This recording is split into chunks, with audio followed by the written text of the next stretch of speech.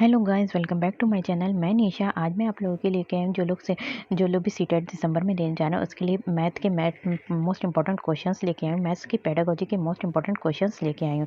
तो देखिए, आप लोग जानते हैं कि जो सब हमारे एग्जाम होता है उसमें जो होते हैं उसमें जो होता है हमारा 15 मार्क्स की हमारी आती है पेडागोजी आती है, और 15 मार्क्स का क्या आता है हमारा कंटेंट आता है। तो 15 मार्क्स की जो पेडागोजी होती है उसमें क्या होता है, शिक्षण से संबंधित क्वेश्चन पूछे जाते हैं, और जो हमारा कंटेंट होता है उसमें LCM है, HCF है, ठीक है, HCF LCM और हमारा आ जाता है नंबर सिस्टम। इस तरीके से जो हमारे क्वेश्चंस पूछे जाते हैं, ज्योमेट्री पूछी जाती है। चलिए स्टार्ट करते हैं। जो हमारे क्वेश्चन है ये पेडागोजी के क्वेश्चन है, मोस्ट इंपॉर्टेंट क्वेश्चन है। चलिए स्टार्ट करते हैं। तो क्वेश्चन नंबर फर्स्ट है, यहाँ पे देखिए मैथ का है, ठीक है। तो गणित सभी विज्ञानों का कह रहे हैं कि जो गणित है, मैथ है हमारा, वो सभी विज्ञानों का द्वार एवं कुंजी है। तो द्वार भी है और क्या है, कुंजी है। तो ये कथन किसका है? तो ये जो कथन है वो किसका है? रोजर बैकन मे का है। किसका है? रोजर बैकन मे का है। नेक्स्ट हमारा क्वेश्चन है, क्वेश्चन नंबर 2 है। कह रहे हैं कि गणित के अध्ययन से, जब हम क्या करते हैं, गणित की स्टडी करते हैं, तो गणित के अध्ययन से एक बच्चे में किस गुण का विकास होता है? कोई बच्चा है वो गणित पढ़ रहा है, ठीक है, उस तो बताइए कि उसमें किस गुण का विकास होगा? तो किस गुण का विकास होगा? उसमें जो होता है इनमें से सभी का विकास होगा। किसका किसका होगा? आत्मविश्वास भी होगा। जब बच्चा क्या है, कैलकुलेशंस भी कर लेगा, ठीक है, तो इसमें क्या होगा? आत्मविश्वास होगा। और कैलकुलेशन करने के लिए वो क्या करेगा? तार्किक सोच लगाएगा। और तीसरा हमारा क्या है? विश्लेषक सोच भी आएगी उसमें। तो इनमें से सभी है। नेक्स्ट हमारा क्वेश्चन है, क्वेश्चन नंबर 3 है। कह रहे हैं कि सामान्य से विशिष्ट, सामान्य से मतलब जनरल टू स्पेसिफिक की बात कर रहे हैं यहाँ पे। सामान्य से विशिष्ट का जो सिद्धांत है निम्न में से किस में प्रयोग होता है? जो सामान्य से विशिष्ट का जो सिद्धांत होता है वो निम्न में से किस में प्रयोग होता है? तो वो किस में प्रयोग होता है? हमारा निगमन विधि में। तो निगमन विधि में क्या होता है, पहले बच्चे को नियम बताया जाता है, उसके बाद क्या हो जाता है, उदाहरण दिया जाता है। या इसमें मान लीजिए बच्चे को नियम बता दीजिए, जैसे कि हम बच्चा है जो होता है हिंदी जब पढ़ता है, ठीक है, तो सबसे पहले अगर हम क्या है उसको संज्ञा की परिभाषा बता दी, ठीक है, उसके बाद हमने क्या बता दिया, उदाहरण दे दिए कि संज्ञा क्या है ना, ठीक है। तो उसमें उदाहरण दे दिए, उदाहरण जैसे दे दिए पेन है कानपुर, राम पेन कानपुर, इस तरीके से हमने उदाहरण दे दिए। तो इसमें ये निगमन विधि कहलाती है। नेक्स्ट हमारा क्वेश्चन है, क्वेश्चन नंबर 4 है। कह रहे हैं कि जो गणित यानी मैथ है, मैथ में किस विधि में हम प्रायः सूत्र तथा नियमों की सहायता लेते हैं? तो कह रहे हैं कि मैथ की कौन सी विधि है, मैथ की कह रहे हैं कि ऐसी कौन सी विधि है जिसमें हम क्या लेते हैं, सूत्रों को तथा नियमों की सहायता लेते हैं। सूत्र भी लेते हैं, फॉर्मूले भी लेते हैं, और नियमों की सहायता लेते हैं। तो किस में लेते हैं हम? निगमन विधि में। किसमें? निगमन विधि में लेते हैं। नेक्स्ट हमारा क्वेश्चन है, क्वेश्चन नंबर 5 है। कह रहे हैं कि गणित जो है वो भाषा है, गणित एक ऐसी लैंग्वेज है, वो भाषा जिसमें परमेश्वर ने, जिसमें जो है जिसमें जिससे परमेश्वर, गणित वो भाषा है जिससे परमेश्वर ने संपूर्ण जगत या फिर ब्रह्मांड को लिख दिया है। तो गणित एक ऐसी भाषा है जिसमें जिससे जो है परमेश्वर ने जो था संपूर्ण जगत यानी कि पूरी दुनिया की बात कर रहे हैं, और यह ब्रह्मांड को लिख दिया है। तो ये कथन किसका है? तो ये कथन जो है गैलीलियो का है। किसका है? गैलीलियो का है।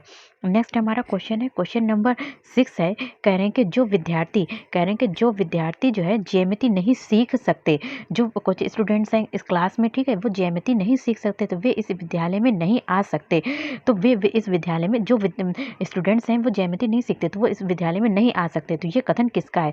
तो ये जो कथन है वो किसने दिया था? हमारा जो था ये प्लेटो ने दिया था। किसने दिया था? हमारा प्लेटो ने कथन दिया था। नेक्स्ट हमारा क्वेश्चन है, क्वेश्चन नंबर यहाँ पे क्वेश्चन नंबर 7। कह रहे हैं कि जो खेल विधि के जन्मदाता कौन है? तो खेल विधि के जो जन्मदाता हैं वो हमारे कौन है? फ्रॉबेल है। खेल विधि के जन्मदाता जो है वो हमारे कौन है? फ्रॉबेल है। नेक्स्ट हमारा क्वेश्चन है, क्वेश्चन नंबर 8 है। कहने के उपचारात्मक शिक्षा, जो होती है जो होती है उसकी ज़रूरत जो होती है वो किसके लिए होती है? तो जो उपचारात्मक शिक्षा है, रेमिडियल टीचिंग है, उसकी ज़रूरत जो होती है वो किसके लिए होती है? तो वो किसी के लिए होती है? इनमें से सभी के लिए होती है। मंदबुद्धि बालक हैं तो उनके लिए उपचारात्मक शिक्षा दी जाती है, पिछड़े बालकों उनको भी उपचारात्मक शिक्षा दी जाती है, और सामान्य नॉर्मल बच्चे हैं उनको भी क्या दी जाती है? वो हमारी उपचारात्मक शिक्षा दी जाती है। नेक्स्ट हमारा क्वेश्चन है, क्वेश्चन नंबर 9 है। कह रहे हैं कि जो हमारा एनसीएफ 2005 है, यानी कि एनसीएफ राष्ट्रीय पाठ्यचर्या रूपरेखा 2005 के अनुसार, कह रहे हैं कि एनसीएफ 2005 के अनुसार जो है विद्यालय में जो गणित शिक्षा, गणित एनसीएफ 2005 के अनुसार अगर बात करें तो जो गणित की शिक्षा जो होती है, गणित की शिक्षा का जो संकीर्ण उद्देश्य है, वो हमारा क्या है? तो संकीर्ण उद्देश्य है वो हमारा क्या है? संख्यात्मक कौशलों का विकास करना। तो एनसीएफ 2005 के अनुसार विद्यालयों में गणित शिक्षण का संकीर्ण उद्देश्य क्या है? हमारा संख्यात्मक कौशल कौशलों का विकास करना।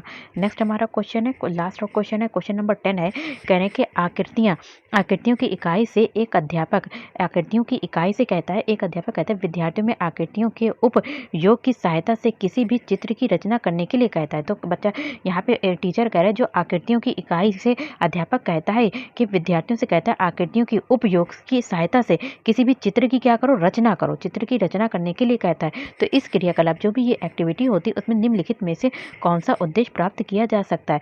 जो शिक्षक क्या कर रहे हैं, यहाँ पे टीचर कह रहे हैं कि जो आकृतियां हैं उनकी इकाई से अध्यापक जो है विद्यार्थियों से आकृतियों की उपयोग की सहायता से किसी भी चित्र को बनाने के लिए कहता है, उसकी रचना करने के लिए कहता है। जब बच्चे जो है चित्र बनाएंगे तो कह रहे हैं कि इस क्रियाकलाप से बच्चों के अंदर जो है वो कौन सा उद्देश्य प्राप्त करने किया जा सकता है, कौन सा उद्देश्य को प्राप्त किया जा सकता है। तो कौन से उद्देश्य को प्राप्त किया जाता है, हमारा रचना और सृजन को प्राप्त किया जा सकता है। किसे प्राप्त किया जा सकता है, रचना और सृजन को प्राप्त किया जा सकता है। तो वीडियो पसंद आए तो like share subscribe my channel. Thank you, have a nice day. इसके बाद मैं कंटेंट भी लेकर आऊँगी, अभी मैं पेडागोजी करा रही हूँ। Thank you, have a nice day.